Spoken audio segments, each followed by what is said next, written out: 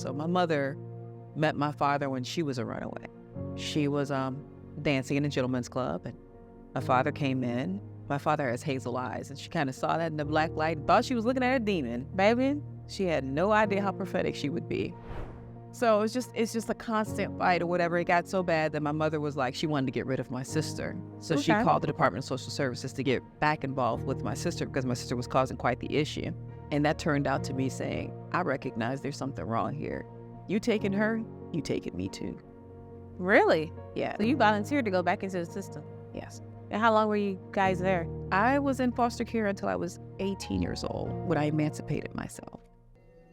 There's something so liberating about telling your story, sharing your story with the world. You actually heal yourself more within and you help the next person. Life is not about you, but it requires you to show up. And today I have a guest that has shown up to tell her story from childhood abuse, adoption, foster care, failed marriages, and why she is the way she is today. Meet me on the set. Welcome back to another episode of Say Something with Sheree. I am your host, Sheree. This is a platform where we share life-changing stories and have impactful conversations. And today I'm going to get the opportunity to share the story of one of my dearest friends, Vassier Serrano. Hey, Vassier. Hey, Sheree. Thank you for coming back again. Of course. Anytime you ask, I'm here. Listen, you just want to be a co-host because you've been here all season. Hey, speak it. You've been dropping the gems for the people. I so appreciate you coming, being transparent, and sharing your truth, your journey. So today I want to get in your business, though, because you never know what people are going through or what they've been through. And the closer that you get to a person, you learn more of why they are the way they are today. And when I met you on the radio show 100 years ago, I heard a little bit, you would drop gems about your background, but it never really got interesting or intriguing till I heard you continue to say little things as life went on. So one of the things that, we're going to go all through your life, but one of the things that caught my attention is the fact that you had a bad childhood. Because I talked about me and my mother not having a great relationship. And so you begin to talk about your growing up with your parents. Share a little bit about that. So thank you so much first of all, for the opportunity to speak about this. I speak about it bits and pieces to kind of give my background when I'm on different platforms, but the opportunity to actually sit down and talk about this is rare. So thank you very much. And I'm hopeful that it'll help somebody. I'm sure it will. So you would look at me today and not know the things that I've been through, but that's a lot of us out here. So starting with me, from childhood, it's been challenging. My father, and bits and pieces of this is, of course, what I remember. And also some things that was shared with me with my mom before she passed away. Because this was at a very early age. Very early age. So my understanding, pre-Vassier, I also have an older sister, but pre-Vassier, my mother and my father. So my mother met my father when she was a runaway. She was dancing in a gentleman's club, and my father came in. My father has hazel eyes, and she kind of saw that in the black light and thought she was looking at a demon. Baby, she had no idea how prophetic she would be. So my father was an abusive alcoholic. So even in her young marriage, she was barely 18 years old when they met. In their young marriage, she would face a lot of physical abuse with him. And he traveled with the military. She became a military wife. Oh, wow. And through that experience, my sister and myself came to be about, well, somewhere around, based off of my mother, somewhere around 1 or 2 years old for me, my mother got into her last altercation with my father and left him for dead. She hit him with a frying pan, left him for dead, took my older sister and I, and she went away to upstate New York, kind of on the Canadian borderline where my maternal grandparents stayed. So she was off dancing. She used to do, besides pole work, she also used to do shows, Otis Redding and Red Fox, And so she was out doing one of her shows in Canada, and my father showed up to her parents' house, and he kidnapped my sister and I. From what I understand, I was barely 2 years old. Wow. And I was in his care. I'm originally from Cleveland, Ohio. So he took us back to Cleveland. I was in his care until I was 12 years old. Then I was finally removed from his care by the Department of Social Services in Ohio. So it took them that many years once he took you guys from your mother? Back and forth. My mother would share with me that he did have us the entire time, and my mother would share with me that my fraternal grandmother, his mother, would tell her where we were. My mom would show up with gifts. I didn't know who the woman was. I just knew whenever I did see her, she always had gifts for my sister and I would come to learn that was my mom. But she'd be there one day and gone the next. There one day and then gone the next. And the different times that she would come out, my mother would later share with me, my father would either beat her and put her out in the middle of the night or rape her and put her out in the middle of the night. I didn't know those things were going on because I was a little girl. So from my perspective, the things that I experienced, my father being a functioning alcoholic, military trained, black belt, he would torture my sister and I, which included beatings, black eyes, busted lips, noses, gut checks. Your father hated women, including his own. I believe that he did. I don't know where he is today, mentally or physically. I don't know where he is today, but I felt back then that my father had an issue with putting his hands on women. And so my sister and I, we endured that for a long time. My sister became more of a runaway. But she was my parent. For a long time, she was my mom. So she grew up bullying me, but protecting me, doing my hair. You know, I was the baby. Yeah. But she experienced the heavier part of the abuse with my father. I don't know if it's because she looked so much like my mom, but they would go like two grown men since we were little kids. Oh, yeah, she would fight back. She would fight back. Me? It was her way of protecting me and also protecting herself as best she could until she began running away, getting involved with street life. And that went on for a while, but I remained with my father. And I can honestly say that my sister endured most of the abuse. And I only got it when she wasn't there for the most part. When she wasn't there? Well, let me say it this way. I would get it with her. Yeah. Right. But when she was gone, I got it. I received it less. He was a constant threat for us. Seagram's, a shot of Seagram's gin, and a Budweiser tall boy. That was the beginning of it. Wow. Y'all saw that coming. We could call it. Absolutely. And it was very frightening. And that kind of framed my mindset as a child. Like there was nobody coming to save me. Well, okay, so he came and took you from your maternal. So when you got back to Cleveland where you were born, what about his mother, or you had aunties or cousins? The woman that I knew as my grandmother wasn't actually my grandmother. That's a whole different story for another day. But she raised my father and his twin sister. Okay. I intentionally don't say their names because I don't want any issues. I understand that. But she raised the twins. So they were still available to him. So yes, we did spend time with our grandmother. We didn't spend a whole lot of time with our grandfather, but we did spend some time off and on. But mostly we spent most of our time with the woman I would know as his mother, my grandmother. And that was in the safe space? No, because she was also an alcoholic.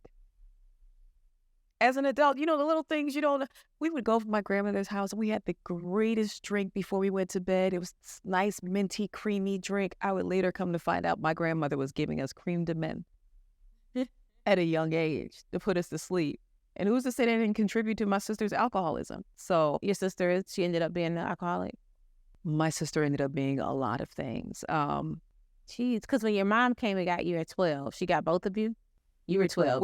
I was she was older. From my father's care by the Department of Social Services and reunited with my mother at 12 years old. They moved me from Cleveland, Ohio to South Carolina to be with my mother, to be reunited with my mother. At that time, my sister would have been 13, 14 years old. She's 18 months older than I am. We were supposed to get on my first airplane ride. We were supposed to get on, and my sister never showed up for that plane ride. So I got off this plane in South Carolina. To these people, I have no idea who I was looking for. All I knew was they were looking for me. This is back in the day before 9/11, so you could go to the gate, So I waited and I watched all these adults and these children, these people come off board, go, off of the plane, and they all disappeared. Then over in the corner, there was an older woman, an older man, and a young man about my age. And the woman walked up to me and called me by name. When I tell you I felt like luggage, I felt like baggage claim. I was just waiting for somebody to claim me. And to this day, I tie a ribbon on my luggage. Not that it has any feelings, but I know that feeling, like going around on the just waiting for somebody to come and call your name, to somebody to recognize you, to somebody to say that you belong to them. Yeah. I felt like that most of my life, just displaced because of my upbringing. My parents didn't care for me. This is before my mother. My father didn't care for me. Right. The one person that was supposed to then what was this next stage going to be? What adult would? I had been placed, before being removed from my father's care, I'd been placed in a group home, which is a big center with kids of different ages. And it was the first time I felt a release from my monster, my father being my monster. Yeah. Before I got on that plane, they said, you're going to be with your mother, but you got to be here for a certain amount of time. One day I was going to the rec room in this center, and I'm walking down the stairs, and I say this is my first experience with the Holy Spirit. As I'm walking down the stairs, something said, stop. I'm 12. I stop. I look, and there's my father. You could tell by his posture that he's drunk. So he came to the center to see me. He's on the phone. So I'm assuming back then, payphone. Some of y'all don't know about that. Payphone, slouch posture. He was drunk. And they probably didn't let him see me because of his condition. But something inside me said, run. I backed up the stairs and I ran. And that was my first moment of freedom from 2 until 12 years old, where I felt like for a change. I don't know I didn't know what that voice was at the time. Yeah. My first experience with the Holy Spirit. With the Holy Spirit. But I just knew that finally I was in a safe place by not being with this man. It's a new opportunity. So getting to the airport, my grandparents are there. And the child that they adopted, which would come to be my uncle, but he was my age. So I would go on to live with my mother. Now I need you to understand the history. I lived with my grandmother. I was staying with my grandmother because they wouldn't place with my mother at the time because of where she lived. But my grandmother had an actual home. So they placed me in my grandmother's care. But I would visit with my mother. My grandmother is the same woman that my mother ran away from. True, that's right. You said that. So verbal abuse, my grandmother was verbally abusive with me. So that was my first experience with that. So I went from physical to now verbal. Within less than a year. Is gone. My sister is not even with us anymore. She's yeah, running my away older in the sister's street. not even with us at this time. She's in Cleveland. There's nothing. But my mother understood that. And I ended up leaving my grandmother's home and still going to live with my mother either way. And that is when the emotional and mental abuse started with my mother. So when I speak about generational curses and continuing these things, it was just like people were just carrying a seed instead of anybody stopping to address the issue. They just kept putting it on their children. And I was a product of that. With my mother at 12 years old, by 14, I was in foster care. They took you from her. In South Carolina, I became a ward of the state of South Carolina, which means they took my mother's parental rights. And they had a justification for that. They couldn't just take me.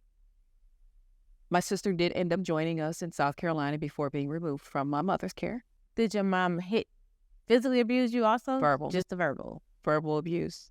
Can't believe they took a child out of the house for verbal abuse. They don't know that. You don't see verbal abuse. Right. You see physical abuse. You don't see verbal abuse. The child would have to tell you.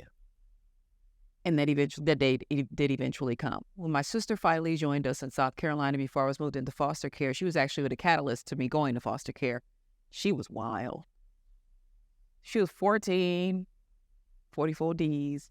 Oh, she was wild. She was in the streets. I mean, she had got a taste of life. She was wild. But my mother, and I will have to say out of her ignorance, allowed my young sister to date older men. She did the same thing, though. She did. That's what she knew.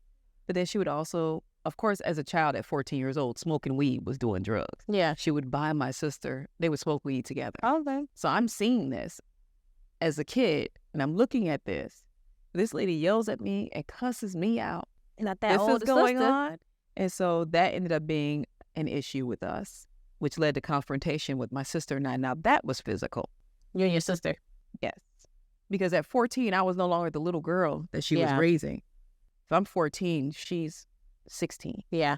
I'm no longer the little girl. And there was a large span of time because she ran away so frequently when we lived in Cleveland, Ohio, that I'm getting older. I'm not the little girl she keeps coming back to anymore. So at this time, I'm standing on my business. Now you talking back. Correct. And I throw hands.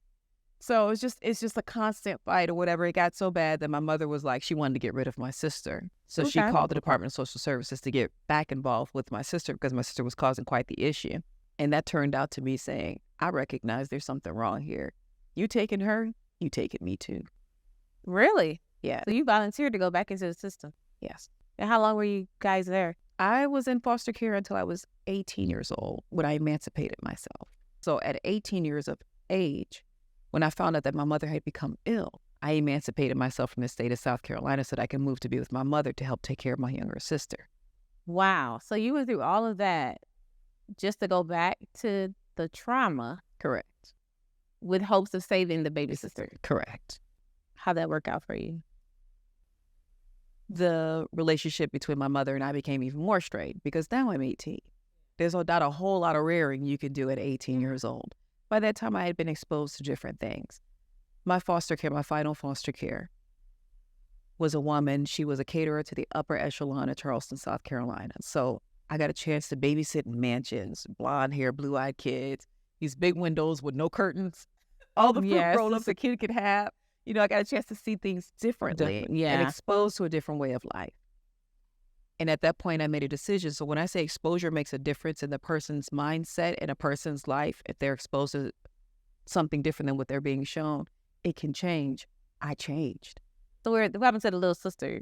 She remained with my sister most of her life until she finally decided to separate from my mother as well, later on in her 20s. And she is the reason why I moved to Atlanta. She's my best friend on this planet. The greatest relationship I have with another human being is with my younger sister. Did your mom abuse her? My mother was verbally abusive, mentally and emotionally abusive with my sister as well. She's a tough cookie.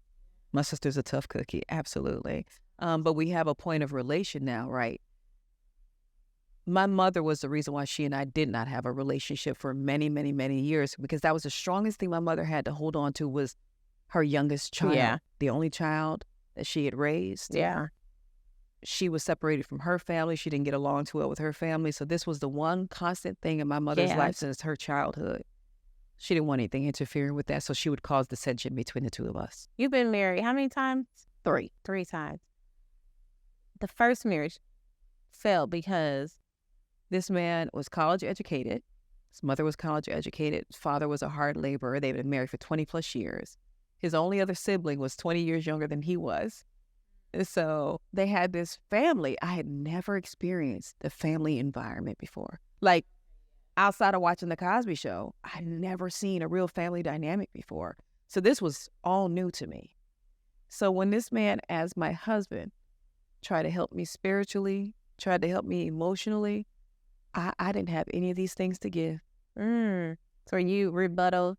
Oh, yeah. You was bumping heads with him? I was willful. Man, I was willful. You couldn't tell me anything. I was my own woman. But the beautiful thing about him, for me, he was my knight in shining armor, if you would. He represented everything that I always desired as a child, vicariously through his family, right? But I didn't know that it took more than just a dream. It took work. Work no one had ever spoken to me about, no one had ever demonstrated to me. So when he's practically raising me in the marriage. How long were you married? 7 years. Wow. We were married for 7 years. And he was my everything. I grew to love him. But the little sneaky thing, you know, always wanting to fit in, always wanting to feel claimed, always wanting to be a part of something greater than I was. And I didn't know how to speak to his needs. But I was like, maybe if we have a baby.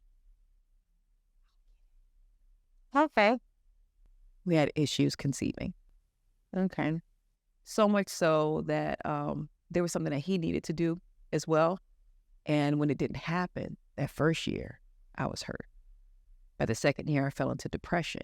By the third year, you don't want me. You can't possibly want me. You can't possibly want children with me. This, again, is all a facade. Here I am trying to fit in again. Here I am trying to feel wanted again. And this man that I love doesn't want me. You self-sabotage. So you left him. How old were you? 23. I think I was 23 when we got married. And then you went off and got married to a second time.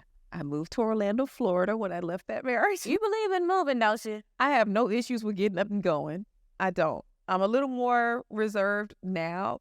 But if I found someone, not fine. If I should encounter someone and they're like, well, baby, this could work out fantastically.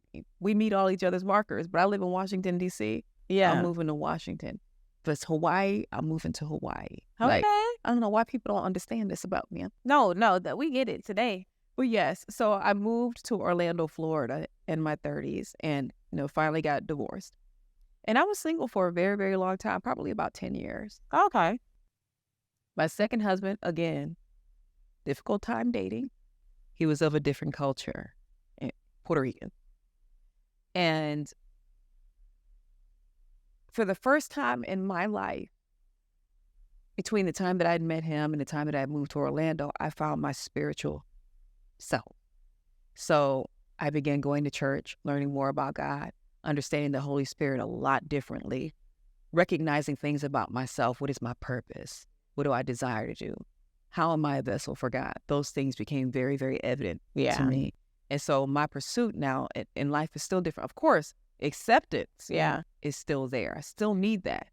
But I see myself differently now. I'm not just some lost person. Now I have purpose. And he wasn't giving you that. Well, I hadn't gotten there yet. I'm just saying this is who I was before I met him. Okay. Right. Okay. And so I'm a different Vassier. I'm a little more profound, a little more solid. I met him, and initially I thought it was going to be a great fit. But he went away for 3 months because he was part of the National Guard. And we had to date. Ironically, we started online. We had to date by video because he was in Okinawa. So 3 months went by really, really fast. And of course, by this time, we're thinking, this is it. He moves in with me. Our cultural differences were too strong. I told this man 3 times no to getting married. I felt pressure to do so, and I did marry him. Yeah. But then that machismo, they speak about that bravado, the verbal abuse started. Okay. Certain aspects of his personality that did not settle well. If I come from an abusive background and I express this to you, I don't need you to move a certain way around me because I'm already going to be sensitive to that. And he began moving that way for me. So I decided, it's time. It's time for me to move on. And I filled out the paperwork and I gave it to him, and he wanted to hold the divorce papers hostage. So I left, and he had to file by publication. And I moved to Atlanta. Yeah, I was going to say, that's when you moved to Atlanta. And then you got married in Atlanta. For how long were you married? Barely 2 years. Yeah. I didn't think that I would get married again so quickly. And I was single for a number of years. And for the interest of time, he and I began working together. And through that, I wasn't dating anybody else. And through that, thought we were kindred spirits. Yeah. There was pressure there as well. He's of a certain practice, or his family was of a certain practice. He had children. And with his youngest, she couldn't be around because we were living together. And that was outside of their practice. Oh, you had to be married. Right. What is that? Jehovah's Witness. But he was dealing with some things as well. I try to be careful in talking about that. But spiritually, he was dealing with some things as well and feeling displaced. So, of course, me and my wounded paw syndrome. Oh, if you deal with my issues, I could deal with yours. You're going through all of this. Okay, let's get married. That way you'll have access to your daughter. So this is how this expedited things. And long story short, you can't convince me otherwise. That is when I say that a man has to know who he is before he can be a leader in his household. He has to understand partnership and accountability. Yeah. I married somebody who did not understand all of those things when it comes to marriage. You can't convince me otherwise. He courted a whole relationship when we were dating throughout our marriage, and he kept bringing that person around me. So he betrayed my trust in many, many ways. Oh, while you were married, he was courting somebody else. He kept bringing this person around me. Now, this person came up because I brought her up when I asked to go to marriage counseling. I brought her up, and we were told, me and the counselor were told, we're just friends. Okay. But ironically, a month after you decide that you're not happy, and I was like, okay, well, I don't believe in bondage. If we get a divorce, you're going to file the paperwork because I believe in fighting it out. But if you don't want to anymore, that's fine. A month after that conversation, I'm seeing somebody. Let me guess who it is. The same woman we've been conversing about our entire marriage, and all of a sudden it's new to you. So fighting it out through life. But when people hear that I've been married 3 times, they always look at me and say, and when I say always, men always look at me and be like, what's wrong with you? What's wrong with me, Sheree? Why do they need to know you've been married 3 times? Is that a question that they ask you in dating, or you just offer this information? I have my own campaign, 3 strikes and still in the game of love. I don't know if you've seen my T-shirt. Oh. I have a T-shirt. It's me on it, softball gear, baseball bat, or softball bat, whatever. 3 strikes, still in the game of love. Because why do I lead with that? I do have a story to tell. All of those things affect who I am today, why I process things, why I'm more careful about my selection process, why I'm maybe hypersensitive in some areas as to people's behaviors around me. So somebody might say, why you lead with what they perceive as the worst thing about me? I can't lead with my testimony. I can't lead with those building blocks that make me the person that I am today. Because see, I want to make myself available to that person that was sent for me. Then how do you respond to that question when they ask you what's wrong with you? So it may not come out like that, what's wrong with you, Right. But it might come out like, damn, what happened? yeah. And then I don't talk to them anymore. That type of thing. Okay. But how do I respond to that? I'm very open, very, very open in my conversation. You have a choice. You know this about me. Does this fit for you? Are you interested in getting to know more? I ask the questions. Are you interested in getting to know more? Because you're going to find out, if you stick around, you'll find out I'm an amazing person. Yeah. You'll find out that I have the fortitude to hold your back up because I know how to do it because I've been through those paces. You'll find out that I don't like ride or die. I'm a ride and live type person. I'm going to keep you. I'm going to lift you up. I expect reciprocity. But if you're not up for that, that's okay with me. That's okay too. Now, your first marriage is the only marriage where I saw you take accountability. Do you think that the other 2, you had anything to do with that as well? Absolutely. Absolutely. In both, I'll take accountability for everything I do at any time. I tell it myself before anybody else. Coming out of the relationship, right, my first marriage, coming out of a relationship, I still had not gotten or understood my value, right? Going into the second marriage, I had an idea, but I didn't realize that acceptance of who I was and the things that I've been through does not mean that I'm less than anyone else or I deserve less. I kept allowing myself to be exposed to less than I desired with the hopes that I would be accepted. Because you had all of your trash to everything you've been through. Right, so I was walking around thinking I was a trash heap, a fine trash heap, but a trash heap nonetheless. Yeah. So yeah, it was okay for somebody to bring everything they came with because now that I know God's love, I can fix it. Yeah. That's what I thought. So now you had 3 marriages, 3 failed marriages for whatever reason. Then you had a hard childhood, and today you're still in the game of love. Yes. Still looking to date. What is it that you would bring different to the next relationship or the next man? What would you do different? The Vassier that I am today. Yeah. And I say that I am today because that flip was switched around 47 when I went through my last divorce. I'm more sure of who I am. So I know even more what I have to give, how I can reciprocate. I know what I'm looking to receive in my life because I know I have it to give. So greater understanding, a greater deal of patience. I'm not sure the actual word, but I'm sweeter now than I was then. Let me say it that way. Nice. Much sweeter now than I was then because I finally got it. I'm amazing. I finally got it. I'm resilient. Finally got it. I am worthy of all the things God said I'm worthy of. And if I know this, I got all this to bring to provide to somebody else.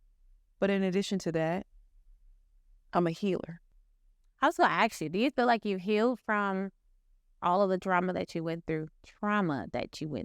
Do I feel as though I'm healed? Yes. I'm a work in progress for sure. Did you get and I'm working toward that, yes. You did have therapist? I'm actually looking for a different therapist now because I need somebody that deals more so with childhood trauma. Because I realize that does still speak to how I engage with people now. I had a gentleman recently interested in me. He was like, you're very guarded. It's like, baby, if you knew what I went through, you'd understand why. And I mean, additionally, I watch their behavior. So there are things about your behavior that cause me to triggers. Yeah. And it's so funny how we were just talking on the last episode about what one of the guests was told at 4 years old and what it meant for her for the rest of her life.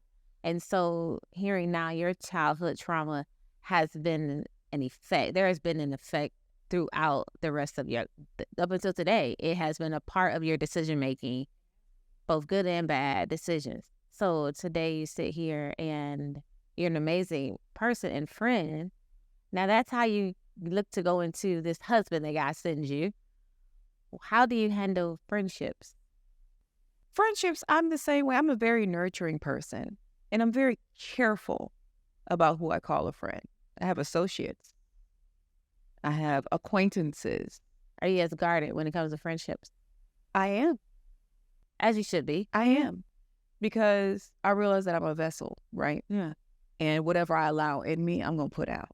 I've worked too hard on who I am here to allow anybody access to me.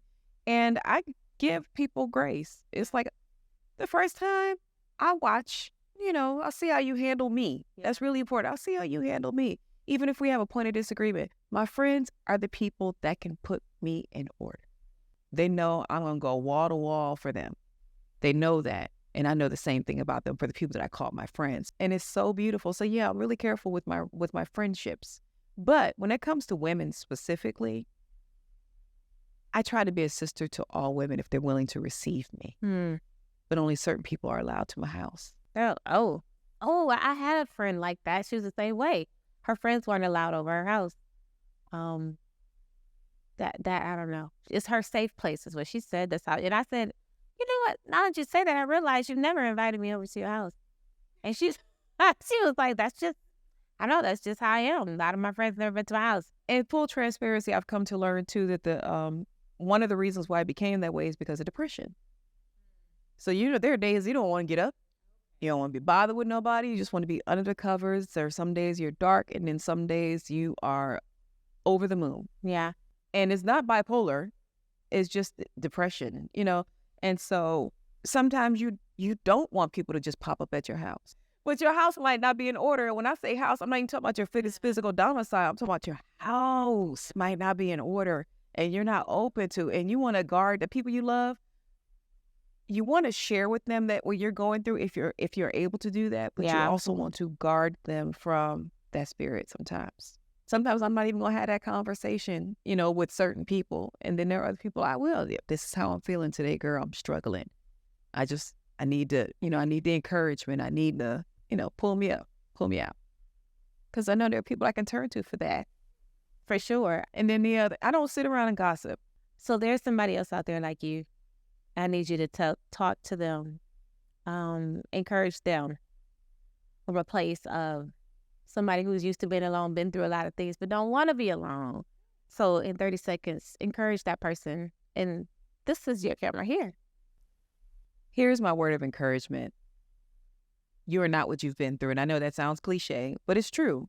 You're not what you've been through. Take anything that you've been through and use that as fuel to get you to the next place in your life. Don't let anyone hold what you've experienced in your life, what has built your bricks. Don't let anyone hold that against you, because they have neither heaven or hell to put you in. So when you run across people who don't quite understand your story, baby, you're a composition. And only people who can read music know how to read it.